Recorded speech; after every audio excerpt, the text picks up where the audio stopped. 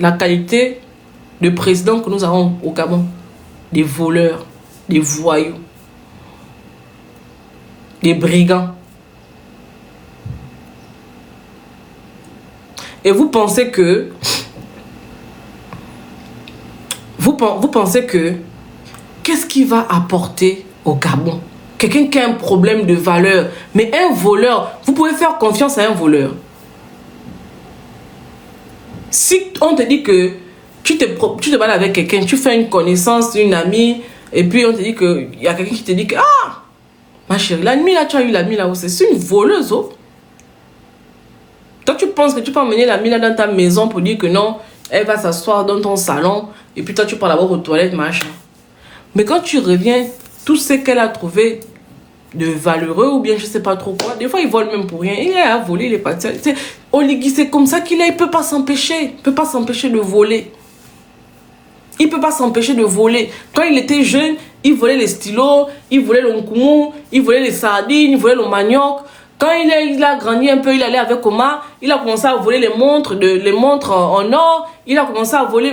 Aujourd'hui, que vous avez fait l'erreur monumentale de lui confier un État, aujourd'hui, il vole les terres de l'État. C'est-à-dire que au fur et à mesure qu'il a grandi, son niveau de vol a évolué. Il est passé du vol de Nkoumou, des chenilles, des machins, à voler les montres. Voler l'argent de Bongo. Quand Omar lui disait que prends la mallette là, va donner ça à une telle personne, il ouvre la mallette, il sort les billets, il met dans sa poche, il va donner le reste. Quand Omar est décédé, il est rentré dans la chambre d'Omar pour aller voler les montres, etc., etc. C'est pas moi qui le dis, ce sont les gens qui sont là-bas qui disent ça. C'est un voleur. Est-ce que... Enfin, je sais pas. Hein. Donc, j'ai parlé. S'il y en a qui veulent monter, montez parce que aujourd'hui, c'est... Franck, monte d'abord.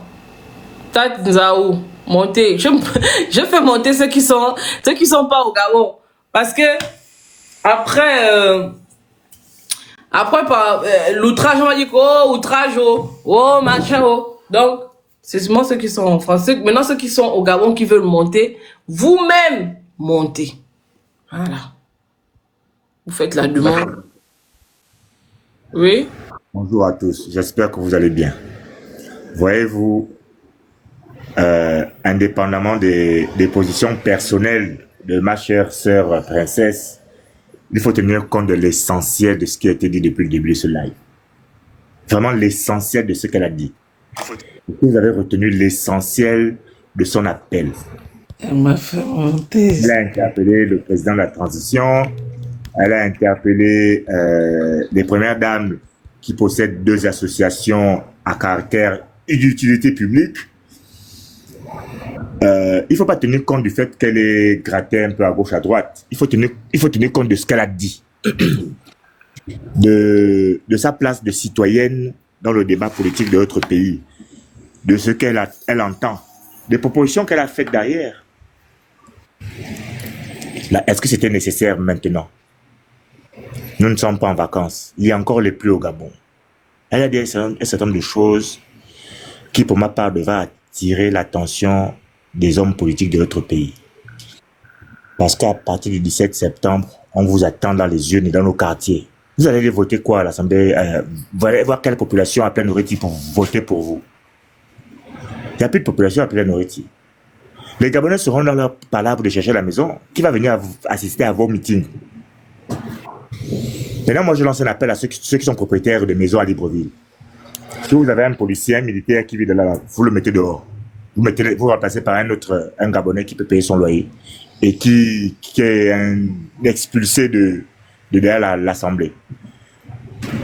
Maintenant, si les policiers sont tous dehors, peut-être qu'à ce moment-là, le président de la République va leur trouver un logement. Ou peut-être qu'ils vont avoir un peu d'orgueil. Et puis mais Franck, permets-moi. Franck, il y a un GP1 qui a fait une vidéo.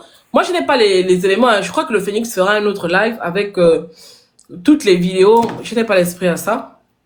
Il y a une vidéo où il y a un GP1 qui dit clairement que Oligui, quand tu vois les gardes républicains dehors comme ça, est-ce que ça te plaît? Ça te plaît? Mais personne n'est épargné.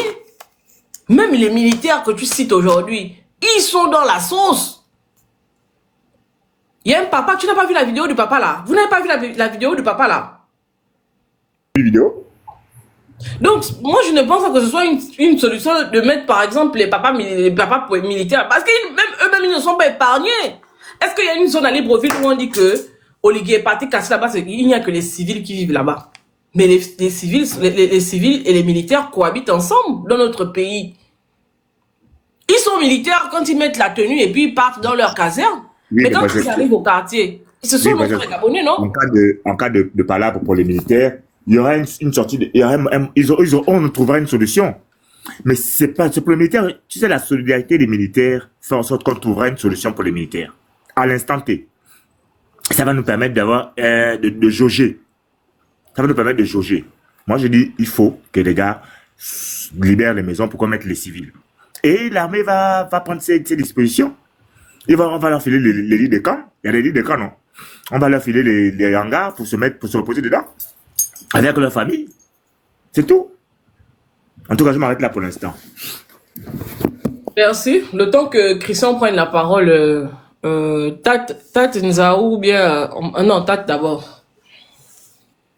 Oui, bonsoir princesse, bonsoir tout le monde, j'espère que vous allez bien. Merci ma femme de m'avoir fait monter. Tate Nzaou là, c'est ta maman Cannelle, hein, princesse. Oui, je sais, je connais. Ah bah alors, hein, tu dis bonjour maman, c'est quoi c'est... Mais Tate déjà c'est pas maman ou tata ou bien un truc comme ça? Non, c'est papa, c'est aussi maman. Ah d'accord, ok. Ouais.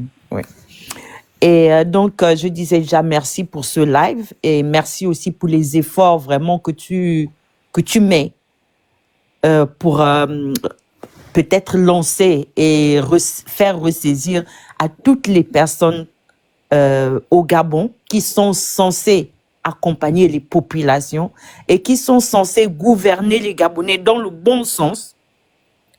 Cet appel que qu'ils le prennent comme ils veulent. S'ils veulent le prendre comme étant outrageux ou whatsoever they want to do, tu sais, ça c'est de leur, ça ne concerne que eux. Mais toi, le messager, tu as passé le message.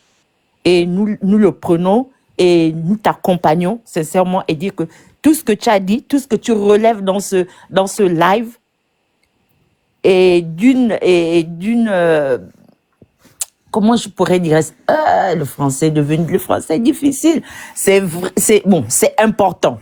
Il faut le savoir. Il faut continuer à appeler ces personnes-là parce c'est eux qui ont le portefeuille du Gabon. C'est eux qui ont l'argent du Gabon. C'est eux qui ont les fonds publics du Gabon.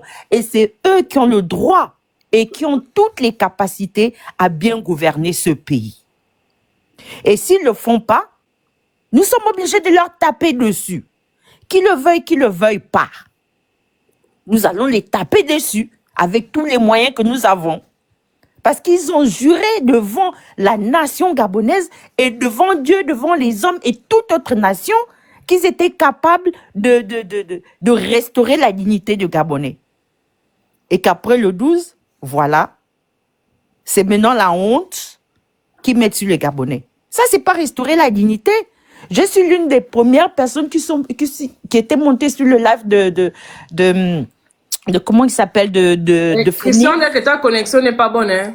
Maman Canel, excuse-moi, s'il te plaît. Merci.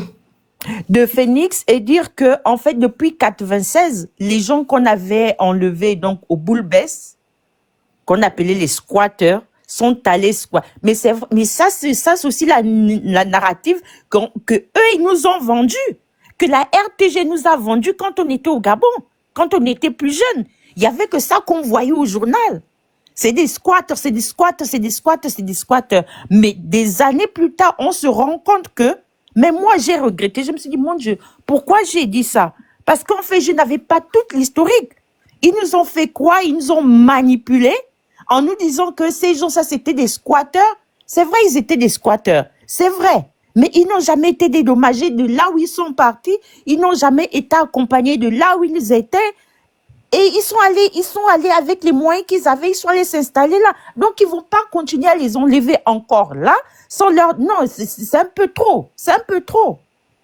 Et qui prennent maintenant leur responsabilité, les premières dames. Elles ont 2 organisations avec combien de milliards injectés à l'intérieur. Ça, c'est leur devoir d'accompagner les Gabonais qui sont dans ce cas-là. Ils doivent les accompagner. Ils doivent être au chevet de ces Gabonais-là. Et nous montrer, et démontrer leur humanisme et leur responsabilité. Pourquoi elles sont grandes dames? Pourquoi elles sont premières dames? Parce que si on regarde bien autour, dans les pays, autour dans le monde, les premières dames qui n'ont pas qui n'ont pas donc cette autorité constitutionnelle, and whatsoever, comment on le dit, le plus souvent, ce sont des femmes qui accompagnent le social. Donc, quand il y a un accident, elles sont là. Elles ont le droit d'employer des gens.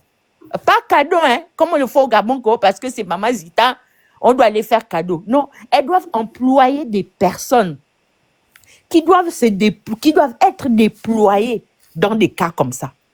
Les gens, les expulsés là, doivent avoir 2 à 3 repas par jour. Ils doivent avoir des médecins qui doivent les assister. En fait, tout leur need, tout ce dont ils ont besoin, doivent être à leur disposition. Parce que les premières dames ont des institutions comment on appelle ça, publiques, et qui sont financées non seulement, peut-être comme a fait le président, mais aussi par des institutions internationaux. Parce que les femmes, entre elles-mêmes, elles échangent. Elles ont des choses qu'elles peuvent faire pour faire rentrer